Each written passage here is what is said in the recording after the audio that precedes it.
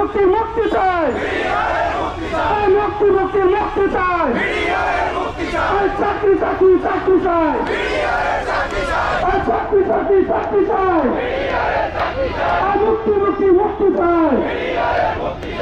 আমাদের যে 3 দফা দাবি যদি বাংলাদেশের কোন মানুষ বলতে পারে এই দাবি বাংলাদেশের আপমর জনগণ না, তাহলে আমরা দুঃখ প্রকাশ করে আমরা এখান থেকে চলে যাব। আর যদি এই দাবি যদি বাংলাদেশের মানুষের বড় মানুষের দাবি হয়, তাহলে আমাদের দাবি যেন অন্তর্বর্তীকালীন সরকার মেনে নেয়। আমরা বিচার চেয়েছি, এটা কি গুরুতর অন্যায় অপরাধ? আমরা একটি বিচার না, আমরা চাইছি স্বাধীন নিরপেক্ষ একটি বিচার, আমরা চাইছি ইনসাফপূর্ণ একটি বিচার, আমরা চাইছি একটি নিরপেক্ষ বিচার। এই নিরপেক্ষ বিচার চাওয়া যদি অপরাধ হয়, তাহলে বাংলাদেশের প্রতিটা মানুষ অপরাধী। আমরা দুটো দফায় চেয়েছি, আমাদেরকে যে জুলুম করা হয়েছে, আমাদেরকে যেভাবে ইনসাফ থেকে দূরে রাখা হয়েছে, এই 18,519 জন বিডিআর সদস্যকে সেইভাবে এই ফ্যাসিস্ট হাসিনা গোপন সরকারে চাকরিচ্যুত করা হয়েছে, তাদেরকে চাকরিতে পুনর্বহাল করতে হবে। এই দাবি যদি গণদাবি না হয়, তাহলে আমি আরেকটি শব্দ মনে করিয়ে দেয়, 2018 সালে কি নির্বাচন হয়েছে না? রাতে ভোট হয়েছে না? রাতে তো ভোট হয়েছে। রাতে ভোট করার জন্য সাহস পাইছে, এই দুঃসাহস করেছে বিডিআরকে ধ্বংস করার মাধ্যমে। কারণ তৎকালীন যে নির্বাচন হয়েছে, সেই বিচারটা সেই নির্বাচন কিন্তু বর্ডার সিকিউরিটি ফোর্স বিজিবি দিয়ে করা হয়েছিল। কুলাঙ্গার আদিল, কুলাঙ্গার ছেলের আদিল, সে বিডিআরকেও ধ্বংস করেছে, পাশাপাশি বাংলাদেশের নির্বাচন ব্যবস্থাকেও ধ্বংস করেছিল। এই 18,519 জন বিডিআর সদস্যকে ধ্বংসের মাধ্যমে তারা যুবলীগ ছাত্রলীগ দিয়ে 18,519 জনের কোটা পূরণ করেছিল।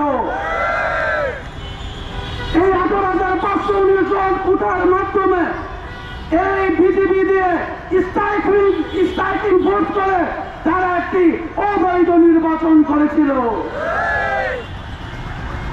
এই অবৈধ নির্বাচন করার দুঃসাহস পেয়েছে 2009 সালে 57 জন অফিসার সহ 74 জনকে খুন করার মাধ্যমে, সাথে সাথে 18,519 জন বিডিআর সদস্যকে তারা ধ্বংস করার মাধ্যমে।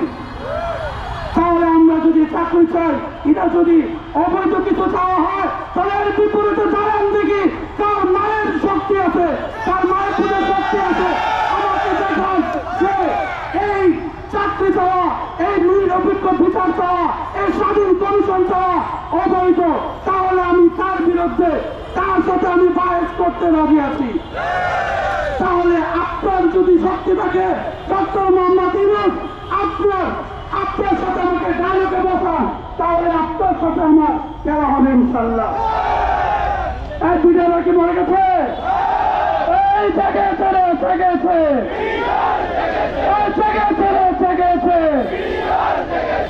লেগেছে রে, লেগেছে, এই জেগেছে রে, জেগেছে, লেগেছে রে, লেগেছে। আমরা বীরশ্রেষ্ঠ নূর মোহাম্মদ উত্তরসূরি এইভাবে গর্ব করে বাংলাদেশ সেনাবাহিনীও বলতে পারে না, আমরা বলতে পারি। আমরা আপনার রূপের উত্তরসূরি। তারা কখনো 1 ইঞ্চি মাটি বাংলাদেশকে ছেড়ে কথা বলে নাই। শত্রুপক্ষের পক্ষে তারা মাথা নত করে নাই। আমরা কোন ধরনের অন্যায়ের কাছে মাথা নত করব না। যদি অন্যায়ের কাছে মাথা নত করত, তাহলে বিচারের নামে যে অবিচার তা কি হয়েছিল, যে এই রহিম তুমি যদি আসামি হতে চাও, না তুমি একজন ব্যক্তি বলতে আমি সাক্ষী হতে চাই। যারা বীরের শরীর জানে তারা অর্থাৎ আমি আল্লাহর ইবাদত করি এবং আল্লাহর কাছে সাহায্য চাই। তারা ইমানের দিকটা মজবুত ছিল, তাই তারা কোন জালিমের কাছে মাথা নত করে নাই। বাংলাদেশের মানুষ তো শুধু এতটুকু জানে যে সেই দিন ৭৪ জন মানুষ শহীদ হয়েছে, কিন্তু রিমান্ডের নামে ৪৭ জনকে নির্মমভাবে যে হত্যা করা হয়েছে তার বিচার কি বাংলাদেশের মানুষ চেয়েছিল? তাহলে বুঝতে হবে বাংলাদেশের মানুষ ন্যায় বিচারের পক্ষে এখনো আসতে পারে নাই। এখানে এই গভর্নমেন্ট একটি বিজ্ঞপ্তি দিয়েছে, একটি গ্যাজেট দিয়েছে ৫৭ জন অফিসারের পক্ষে। আমি তাকে সাধুবাদ জানাই, সাথে সাথে দুঃখ প্রকাশ করতেছি। সেই দিন তো শুধু ৫৭ জন অফিসার মারা যায় নাই, সেদিন ৭৪ জন অফিসার ৭৪ জন মানুষ শহীদ হয়েছিল, তাদের নামে কেন গ্যাজেট করতে পারে নাই? তাহলে ইনসাফ প্রতিষ্ঠা মুখেই হয়ে গেল, কাগজে কলমে এখন পর্যন্ত বাংলাদেশে ইনসাফ প্রতিষ্ঠার কোন রেশ মাত্র দেখতে পাচ্ছি না। ৫৭ জনের রক্তই কি রক্ত? বাকি ১৭ জনের রক্ত কি রক্ত না? তাহলে এই ধরনের নিম্নমানের কাজ করার সাহস তারা কোথা থেকে পেয়েছে? গ্যাজেট হবে ১৭ জন শহীদ হয়েছে, ১৭ জন সহ ৫৭ জন শহীদ মোট ৭৪ জনের নামে গ্যাজেট হওয়ার কথা, কিন্তু এখানে শুধুমাত্র ৫৭ জনের নামে গ্যাজেট হয়েছে, যা অত্যন্ত নিন্দনীয় একটি কাজ। সেখানে বন্দী রেখে এখন পর্যন্ত ১৩৯ জন বিডিআর সদস্যকে নির্মমভাবে হত্যা করা হয়। তা কি বাংলাদেশের কোন মিডিয়া প্রচারে আছে? তাহলে ইনসাফ কোথা থেকে প্রতিষ্ঠিত হবে? অবৈধ সংস্থার লোক, পুলিশের লোক, আর্মির লোক, তুমি তো বলো তুমি চাকরি করো। ইনসাফ এত সহজ জিনিস না। ইনসাফ রক্ত দিয়ে প্রতিষ্ঠিত করতে হয়, যা ১৯৭১ সালে নূর মোহাম্মদ রেজাকে দিয়ে গিয়েছে, যা ১৯৭১ সালে মুন্সি আব্দুর রব থেকে এগিয়ে গেছে, যে বাংলাদেশ ও বাংলাদেশের স্বাধীনতার জন্য কিভাবে লড়তে হয়। ১৯৭১ সালের পর ধরে আমরা ২০২৪ সালে আবু সাইদ, ওয়াসি, মুক্ত সহ নাম জানা ১৮০০ অধিক শহীদ হয়েছিল। তারা কোন ধরনের বেতন ভাতার জন্য না, তারা বাংলাদেশের মানচিত্র, বাংলাদেশের ইনসাফ প্রতিষ্ঠা করার জন্য রক্ত দিয়েছিল। তাই বাংলাদেশের ইনসাফ প্রতিষ্ঠা করার জন্য আমাদের এই চলমান আন্দোলন চলবে ইনশাআল্লাহ। আমি আমাদের যে ৩টি গণদাবি তা আবার উপস্থাপন করে আমি আমার বক্তব্য এখানে শেষ করছি। আমাদের ১ নম্বর দাবি হচ্ছে পিলখানা হত্যাকাণ্ডের সাথে যারা জড়িত তাদেরকে অবশ্যই বিচারের আওতায় আনতে হবে, কিন্তু একতরফা বিচার শুধুমাত্র বিরিয়ানি করেছে, এই ধরনের বিচারকে আমি ঘৃণার সাথে প্রত্যাখ্যান করি। স্বাধীন কমিশনকে স্বাধীনভাবে কাজ করতে দিতে হবে, এখানে কোন ধরনের ইস্পাত চলবে না। এখানে স্বৈরাচারের সেই বিচার, এই বিচারকে প্রত্যাখ্যান করে নতুনভাবে কমিশনে নতুনভাবে কাজ করতে হবে। এখানে নিরাপত্তা, এখানে স্বাধীনতা, এখানে ইনসাফ প্রতিষ্ঠিত করতেই হবে।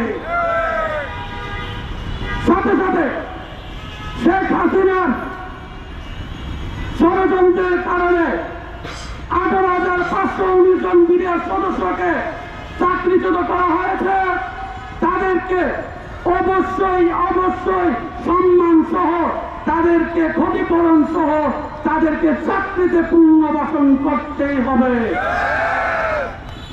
তাদেরকে শুধুমাত্র পুনর্বহাল করলেই হবে না, যারা ইতিমধ্যে আমাদেরকে ছেড়ে চলে গেছেন তাদেরকেও এই পেনশনের আওতায় আনতে হবে।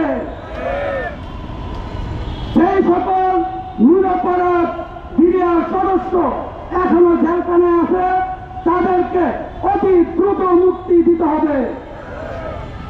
আমি একটি বার্তা আপনাদেরকে দিচ্ছি। আমাদের প্রধান বিচারপতি বলেছিলেন ইনসাফ নেই বিচার নাকি বাংলাদেশে প্রত্যেকটা জায়গায় জায়গায় পৌঁছতে হবে। দুঃখের সাথে বলতে চাই, মাননীয় প্রধান বিচারপতি আপনার বাড়ি কাশিমপুর পর্যন্ত পৌঁছায় নাই। দুঃখের সাথে বলতে চাই, মাননীয় প্রধান বিচারপতি আপনার বাড়ি কেরানীগঞ্জ পর্যন্ত পৌঁছায় নাই। দুঃখের সাথে বলতে চাই, মাননীয় প্রধান বিচারপতি আপনার সেই বাণী আমাদের নিম্ন আদালত পর্যন্ত পৌঁছায় না। যদি ইনসাফ প্রতিষ্ঠা করতে হয়, বিস্ফোরণ নামের যে বিস্ফোরক মামলা তা অবিলম্বে প্রত্যাখ্যান করতেই হবে। এই মামলাটি শুধুমাত্র এই বিধান সদস্যদেরকে কণ্ঠ রোধ করার জন্য, সত্য প্রকাশ থেকে বিরত রাখার জন্যই করেছিল। তা না হলে হত্যা মামলা 17 বছরে অ্যাপিলেট ডিভিশনে আছে, কিন্তু বিস্ফোরণ নামের বিস্ফোরক মামলা 17 বছরে এখন পর্যন্ত সাক্ষী পর্যন্ত শেষ হয় নাই। তাহলে বোঝা যাচ্ছে ষড়যন্ত্রের কারণে বিডিআর সদস্যদের কণ্ঠ রোধ করার জন্য বিডিআর সদস্যের মাধ্যমে সত্য প্রকাশ হয়ে যাবে এই ভয়ে তারা বিস্ফোরক নামের সেই মামলা প্রত্যাখ্যান করে নাই, মামলাটি চলমানও রাখে নাই। আমরা অতি দ্রুত এই বিস্ফোরক মামলাটি প্রত্যাহারের দাবি জানাচ্ছি এবং বিডিআর সদস্যদেরকে অতি দ্রুত মুক্তি দিতে হবে। বাংলাদেশের যদি ফ্যাসিস্ট বিরোধী রাজনীতিবিদরা যদি মুক্তি পায়, তাহলে ফ্যাসিস্টের প্রথম আঘাত বাংলাদেশের রাইফেলসের শরীরে কেন মুক্তি পাবে না? তাহলে বোঝা যাচ্ছে এখনো ফ্যাসিস্টরা বাংলাদেশে কাপড়ি মেরে বসে আছে। তাদেরকে আমাদেরকে খুঁজে বের করে বাংলাদেশ থেকে বিতাড়িত করতে হবে। তাই আমি সর্বশেষ একটি আবেদন রাখি, মানুষের কাছে নয়, মহান প্রভুর কাছে, আল্লাহ তাআলার কাছে, যে আল্লাহ তাআলা আপনি এই বাংলাদেশের মানুষকে, এই বিডিআর সদস্যদেরকে ইনসাফের জন্য কবুলের মঞ্জুর করেন। হে আল্লাহ, এই বিডিআর সদস্যদেরকে আপনি ইনসাফের জন্য প্রতিষ্ঠিত করেন। হে আল্লাহ, তাদের জন্য ন্যায় বিচারের জন্য প্রতিষ্ঠিত করেন।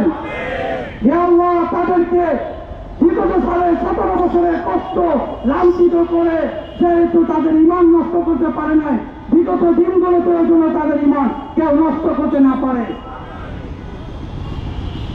সর্বশেষ আল্লাহ তাআলার বাণী, আউযু বিল্লাহি মিনাশ শাইতানির রাজীম, কুল জাআল হক ওয়া যাহাকাল বাতিল ইন্নাল বাতিলা কানা যাহুকা।